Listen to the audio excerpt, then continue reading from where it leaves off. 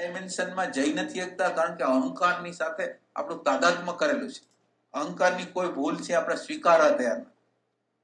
અને જાણે આપણે પૂર્ણ માનવ થઈને કેમ આ પૃથ્વી પર આવ્યા હોય, આપણી કોઈ ભૂલ જ ન હોય, આપણે કઈ સુધારો કરવાનો જ ન હોય.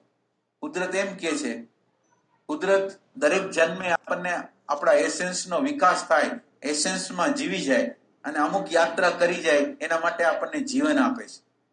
આપણે એસેન્સમાં જીવી કુદરતની વધારે નજીક જાય, પરમાત્માની વધારે નજીક જાય, એના માટેની ઓપોર્ચ્યુનિટી આપે છે કે ભાઈ તમે જે વસ્તુ માટે જૈનમાં છો એ વસ્તુને તમે સાધો. અને આપણે એને સાધવાને બદલે એનાથી ઊંધા રસ્તે વયા જાય છે. અને આ ઊંધા રસ્તે વયા જાય છે એનું કારણ ફક્ત એટલું જ છે કે અહંકાર સાથે તાદાત્મ્ય કરે છે, વર્તમાન ક્ષણના પ્રકાશથી જોતા નથી. આ વર્તમાન ક્ષણનો જો પ્રકાશ આપણને મળી જાય અને આપણી અંદર ક્લિયર કટ ચિત્ર હોય કે મારે અહંકાર ઉપર કામ કરવાનું છે.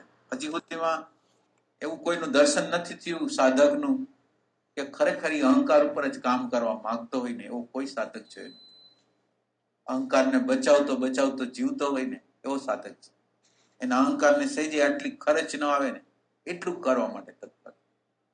હવે તમે વિચાર કરો કે આપણે આધ્યાત્મમાં છીએ, સાધના કરવામાં છીએ ને આપણે અહંકાર છે ને જોવાનો છે, અહંકાર છે એને સમજવાનો.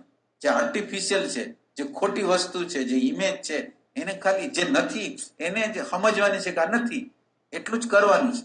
તો એટલું કરવામાં ક્યાં પ્રોબ્લેમ છે? આપણને પ્રોબ્લેમ ક્યાં થાય છે?